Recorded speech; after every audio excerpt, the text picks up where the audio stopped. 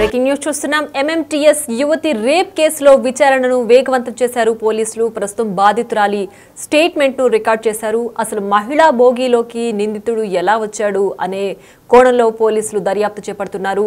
అసలు ఆ నిందితుడు ఆ బోగీలోకి ఎలా ఎంటర్ అయ్యాడు అన్న విధంగా సీసీటీవీ ఫుటేజ్ ని సేకరిస్తున్నారు పోలీసులు. అయితే ప్రస్తుతం బాధితురాలి తలకి తీవ్రంగా గాయమైనట్లుగా కూడా తెలుస్తోంది. త్వరలోనే నిందితుడిని పట్టుకుంటామంటూ కూడా రైల్వే ఎస్పీ చందన దీప్తి చెప్తున్నారు. ఈ బోగీలోకి దుండగుడు ఎలా వచ్చాడు, అలాగే అల్వాల్ తర్వాత అసలు ఏం జరిగింది, ఆ మేడ్చల్లోనే ఈ దుండగుడు దిగిపోయాడా అన్న కోణంలో కూడా పోలీసులు విచారణ చేస్తున్నారు. ప్రస్తుతం సీసీటీవీ ఫుటేజ్ ఆధారంగానే అసలు ఏం జరిగింది అన్న వివరాలు కూడా పోలీసులు సేకరించే పనిలో పడ్డారు. నిందితుడి కోసం తీవ్రంగా గాలిస్తున్నారు. ప్రస్తుతం యువతి అయితే తీవ్ర గాయాలై ఆసుపత్రిలో చికిత్స పొందుతుంది. దీనికి సంబంధించి అసలు రైల్వే ఎస్పీ చందన దీప్తి ఏమంటున్నారో ఒక్కసారి చూద్దాం. రాత్రి పెళ్ళాపూర్ నుంచి టువర్డ్స్ మేడ్చల్ వెళ్తున్నటువంటి ఎంఎంటీఎస్ ట్రైన్లో ఒక అమ్మాయి, she's in early 20s age. అందుకంటే legal issues we can't reveal the identity. తను లేడీస్ కంపార్ట్మెంట్లో వెళ్తుంది. తనతో పాటు ఇంకొక ఇద్దరు లేడీస్ ఉన్నారు. అయితే అల్వాల్ ప్రాంతంలో వాళ్ళు దిగి వెళ్ళిపోయారు. సో తను ఒకటే ఉంది కంపార్ట్మెంట్లో. ఇన్ అడిషన్ ఒక అతను కూడా ఉన్నారు. అతను ఏం చేశాడంటే అమ్మాయిని గట్టిగా పట్టుకోవడం జరిగింది. పట్టుకుంటే అమ్మాయి రెసిస్ట్ చేస్తే ఇంకా తనతో మాట్లాడుతూ ఒక రూమ్కి రావాలి, నాతో అది మాట్లాడితే అమ్మాయి సరే అనింది, వదిలేస్తారని. అతను గ్రిప్ లూజ్ చేసిన తర్వాత అమ్మాయి సైకలాజికలీ భయపడి నాకు ఇలా వదిలిపెట్టాడు, నన్ను ఎదురు చేస్తాడని చెప్పి ఆమె చాలా భయపడి తను చెప్పడం ఏంటంటే డయల్ 100కి కూడా తను కాల్ చేసింది. కాల్లో మాట్లాడుతుంది, అంటే అతనితో మాట్లాడుతున్నాను. కాల్ చేసిన తన రికార్డ్స్ వచ్చారు ఎగ్జాక్ట్లీ.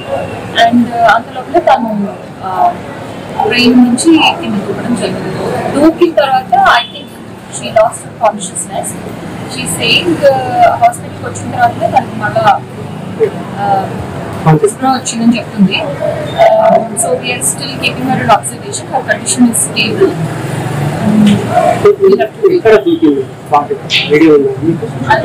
సుచిత్ర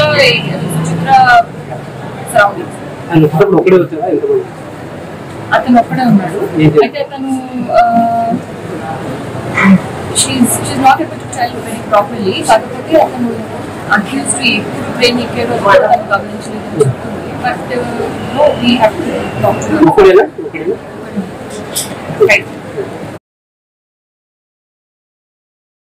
రైట్. ఇక ఎంఎంటీఎస్ యువతి రేప్ కేసులో పోలీసులు విచారణను వేగవంతం చేశారు. ఇప్పటికే బాధితురాలి స్టేట్మెంట్ ఆధారంగా విచారణను ముందుకు తీసుకెళ్తున్నారు పోలీసులు.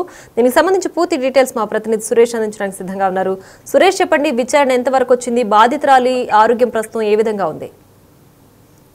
బాధితురాలు ప్రస్తుతం గాంధీ హాస్పిటల్లో చికిత్స పొందుతుంది. ఆమెకు మల్టిపుల్ ఇంజురీస్ ముఖంపై ఉన్నాయి కాబట్టి హెడ్ ఇంజరీ అయితే ఇప్పటి వరకు గుర్తించలేదు డాక్టర్లు. స్టేబుల్ గానే అమ్మాయి ఆరోగ్యం ఉందని చెప్పేసి కూడా వైద్యులు పోలీసులకు తెలపడం జరిగింది. 24 గంటల పాటు అబ్జర్వేషన్ లోనే ఉంచి ఆమెకు చికిత్స అందిస్తామని చెప్పేసి కూడా గాంధీ వైద్యులు చెప్పారు. అయితే ఎంఎంటీఎస్ లో ఇంటికి వెళ్తున్న తరుణంలో రాత్రి 8:30 గంటల సమయంలో ఒకసారిగా వ్యక్తి, గుర్తు తెలియని వ్యక్తి ఈ అమ్మాయి దగ్గర కూర్చొని మాట్లాడే ప్రయత్నం చేసి తనతో మాట్లాడాలి, తనతో ఫ్రెండ్షిప్ చేయాలని చెప్పేసి మొదట పరిచయం చేసుకొని, కానీ అమ్మాయి భయపడుతూనే ఉంటూ సరే అని చెప్పేసి అతను చెప్పిన దానికి ఒప్పుకుంటూ వచ్చి ఆ తర్వాత తాను ఒక రూమ్ ఉంది, నాకు ఆ రూమ్ దగ్గరికి కూడా నువ్వు రావాలి అని చెప్పేసి ఒత్తిడి చేయడంతో ఎలాగైనా అతను నాపై అఘాయిత్యానికి పాల్పడతాడని గ్రహించి రన్నింగ్ ట్రైన్ నుంచి అమ్మాయి దూకి కింద పడిపోయింది. కింద పడిపోయిన సందర్భంలోనే అనేక దెబ్బలు ఆమె ముఖంపై తాకాయని చెప్పేసి కూడా పోలీసులు గుర్తించడం జరిగింది. ఇప్పటికే రైల్వే పోలీసులు కేసు నమోదు చేసి దర్యాప్తు చేస్తున్నారు.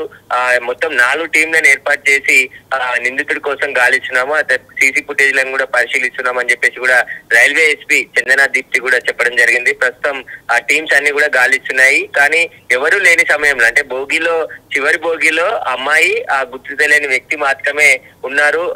ఆ సమయంలో ఈ ఘటన జరిగింది. అమ్మాయిపై అత్యాచార యత్నం చేయబోయాడు, కానీ ఎలాంటి అత్యాచారం జరగలేదు అని చెప్పేసి కూడా పోలీసులు అమ్మాయి స్టేట్మెంట్ ద్వారా తెలుసుకోవడం జరిగింది. ఖచ్చితంగా నిందితుని త్వరలోనే పట్టుకుంటామని చెప్పేసి రైల్వే పోలీసులు చెప్తున్నారు. ఖచ్చితంగా ఆ సీసీ ఫుటేజ్ లో ఎక్కడ ట్రైన్ ఎక్కాడు, ఎక్కడ దాకా ప్రయాణించాడు, ఆ తర్వాత ఎక్కడ దిగాడు అనే దానిపైన పూర్తి ఆధారాలు సేకరిస్తున్నామని చెప్పేసి కూడా పోలీసులు చెప్తున్నారు. ఇటు సీసీ కెమెరాతో పాటు హ్యూమన్ ఇంటెలిజెన్స్ ని కూడా వినియోగిస్తున్నామని చెప్పేసి కూడా చెప్తున్నారు.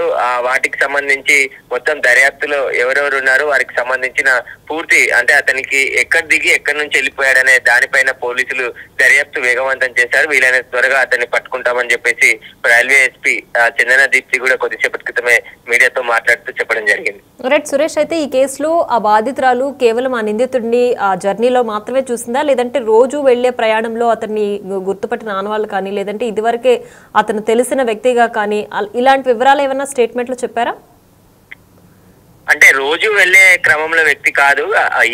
ఏదైతే ప్రయాణం చేస్తున్నప్పుడు మొదటిసారిగానే చూసి తనతో మాట్లాడాలి, తనకు సహకరించాలి, తాను చెప్పినట్టు వినాలి అని చెప్పేసి బెదిరించాడని చెప్పేసి పోలీసులకు బాధితురాలు ఫిర్యాదు స్టేట్మెంట్ లో పేర్కొనడం జరిగింది. అయితే తన నుంచి అంటే తన రూమ్ దగ్గర ఉంది, రూమ్ దగ్గర కూడా నువ్వు రావాలి అని చెప్పేసి ఒత్తిడి చేయడంతో సరే వస్తానని చెప్పేసి తప్పించుకునే ప్రయత్నమే ఆ యువతి చేసింది. ఆ భోగిలో ఇద్దరు మాత్రమే ఉన్నారు. ఎందుకంటే అమ్మాయి చివరి స్టేషన్ అంటే దిగే దగ్గరికి వచ్చిన సమయంలో అమ్మాయితో పాటు ఇతను సడన్ గా అక్కడికి వచ్చాడా, లేదంటే ఎప్పటి నుండి అమ్మాయిని గమనిస్తూ ఆ భోగిలోకి వచ్చాడనే దానిపైన పోలీసులు దర్యాప్తు చేస్తున్నారు. ఆ రైల్వేలో ఆ గార్డ్ ఉన్నప్పటికీ కూడా రైలు మొత్తం తిరుగుతూ ఉంటారు కాబట్టి సడన్ గా ఈ ఇన్సిడెంట్ జరిగింది. ఆ అమ్మాయి ఒకవేళ వెంటనే పోలీసులకి కానీ అంటే డయల్ 100 కానీ చేస్తుంటే ఖచ్చితంగా అక్కడికి పోలీసులు వెళ్లేవారు. రైల్వే పోలీసులు ప్రతి 10 నిమిషాలకి ఒక స్టేషన్ లో అందుబాటులో ఉంటారు. ఖచ్చితంగా మహిళలు కొన్ని జాగ్రత్తలు తీసుకోవాలి నైట్ టైం ప్రయాణం చేసినప్పుడు అని చెప్పేసి కూడా పోలీసులు చెప్తున్నారు. ఎవరైనా గుర్తు తెలియని వ్యక్తులున్నా, ఎలాంటి అలజడి కనబడినా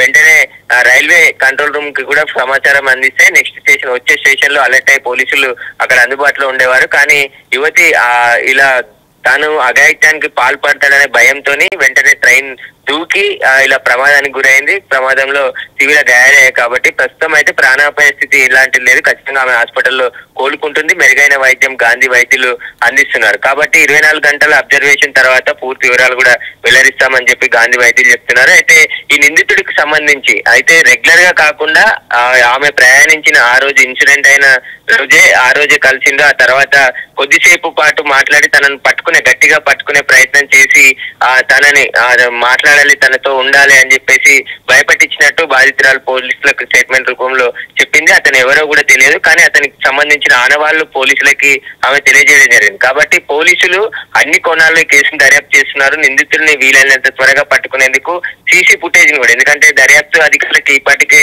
ఆ సీసీ ఫుటేజ్ కూడా లభ్యమైంది. ఎందుకంటే ప్రతి స్టేషన్ లో సీసీ కెమెరాలు ఉంటాయి.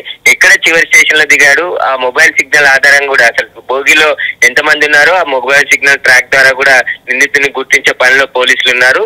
ప్రస్తుతం అయితే దర్యాప్తు కొనసాగుతుంది. దర్యాప్తు తేలిన తర్వాత అన్ని విషయాలు కూడా బయటకు వచ్చి అతను నిందితుడు ఎవరు అనే దానిపై కూడా పోలీసులు ఆరా తీస్తున్నారు.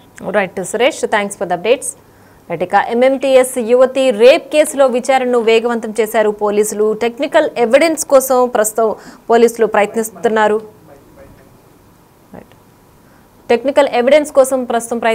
బాధితురాలు ప్రాణాపాయం లేదు, కానీ ప్రస్తుతం పరిస్థితి అయితే విషమంగా ఉంది. 24 గంటల పాటు అబ్జర్వేషన్ లో ఉంచాలి అంటూ కూడా వైద్యులు ఇప్పటికే ధృవీకరించారు. సో అసలు ఆ నిందితుడు ట్రైన్ లోకి ఎలా వెళ్ళాడు, మహిళా బోగిలోకి ఎలా ఎంటర్ అయ్యాడు, ఎక్కడ దిగాడు అనే వివరాలు కూడా CCTV ఫుటేజ్ ఆధారంగా పోలీసులు దర్యాప్తు చేస్తున్నారు. అసలు ఒకసారి రైల్వే ఎస్పీ చందన దీప్తి దీనికి సంబంధించి ఏం చెప్పారో ఒకసారి చూద్దాం. రాత్రి నుంచి టువర్డ్స్ నేచర్ వెళ్తున్నటువంటి MMTS ట్రైన్ లో ఒక అమ్మాయి she's in early 20s age. అందుకంటే legal issues we can't reveal the identity. తను లేడీస్ కంపార్ట్మెంట్ లో పెడుతుంది. తనతో పాటు ఇంకొక 2 లేడీస్ ఉన్నారు. అయితే ఆల్వాల్ ప్రాంతంలో వాళ్ళు దిగి వెళ్ళిపోయారు. సో తను ఒకటే ఉంది కంపార్ట్మెంట్ లో. ఈ విషయంలో ఒక అతను కూడా ఉన్నారు. అతను ఏం చేశాడంటే అమ్మాయిని గట్టిగా పట్టుకోవడం జరిగింది. పట్టుకుంటే అమ్మాయి రెసిస్ట్ చేస్తే ఇంకా తనతో మాట్లాడుతూ ఒక రూమ్కి రావాలి నాతో అది మాట్లాడితే అమ్మాయి సరే అనింది, వదిలేస్తారని.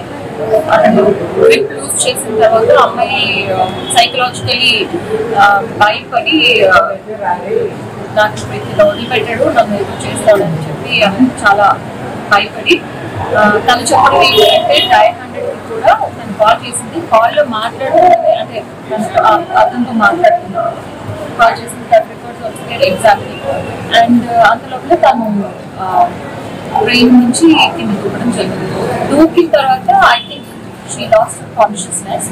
షీ సేయింగ్ హాస్పిటల్కి వచ్చిన తర్వాత తనకి మళ్ళా వచ్చిందని చెప్తుంది. So we are still keeping her under observation. Her condition is stable.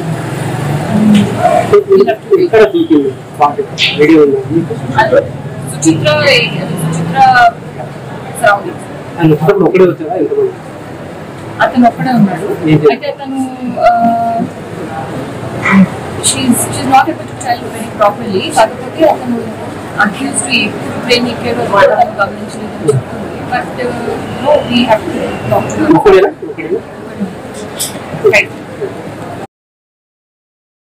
Right. ఇక ఎంఎంటీఎస్ యువతి రేప్ కేసులో పోలీసులు విచారణను వేగవంతం చేశారు. ఇప్పటికే బాధితురాలి స్టేట్మెంట్ ఆధారంగా విచారణ కొనసాగుతోంది. బాధితురాలి స్టేట్మెంట్ను కూడా పోలీసులు రికార్డ్ చేసుకున్నారు.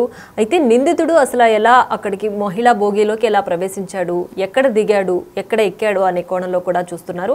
సీసీటీవీ ఫుటేజ్ ఆధారంగా కూడా ఈ కేసుని దర్యాప్తుని ముందుకు తీసుకెళ్తున్నారు పోలీసులు. అయితే ఎవరైనా సరే లేట్ నైట్ ప్రయాణించే వాళ్ళు సేఫ్టీ ప్రికాషన్స్ పాటించాలి. రైల్వే నంబర్స్ కూడా ఉంటాయి. సో మీరు వెంటనే అలర్ట్ అయ్యి వాళ్ళకి ఇన్ఫామ్ చేస్తే కనుక ఒక స్టేషన్ నుంచి ఇంకొక స్టేషన్కి వెళ్లే లోపలే రైల్వే పోలీసులు వెంటనే అలర్ట్ అయ్యి సేవ్ చేస్తారు. సో ఇలాంటి చిన్న చిన్న విషయాలు కొంచెం అప్రమత్తమై ఇలాంటివి గుర్తుంచుకోవాలి అంటూ కూడా రైల్వే పోలీసులు అమ్మాయిలకు కూడా హెచ్చరికలు జారీ చేస్తున్నారు. ఇలాంటి సమయంలో కొంచెం సమయ స్ఫూర్తి కూడా ఉండాలి అంటూ కూడా, అంటే ఆ టైంలో రన్నింగ్ ట్రైన్లో బయటకు దూకేయడం వల్ల ప్రాణాలకి ప్రమాదం అవుతుంది. సో అలాంటివి కాకుండా వెంటనే పోలీసులకి ఇన్ఫామ్ చేసినట్లయితే కనుక నెక్స్ట్ స్టేషన్ వచ్చే లోపలే అలర్ట్ అయ్యి మిమ్మల్ని సేవ్ చేస్తారు అంటూ కూడా పోలీసులు ఇప్పటికే డీటెయిల్స్ కూడా మీడియాకి వెల్లడించారు. అయితే అసలు అక్కడికి ఈ దుండగుడు ఎలా ప్రవేశించాడు, మహిళా భోగిలోకి ఎందుకు వెళ్ళాడు, ఎలా వెళ్ళాడు అనే విషయాలు కూడా రెండు టీములుగా కూడా ప్రస్తుతం నిందితుడి కోసం గాలిస్తున్నారు పోలీసులు.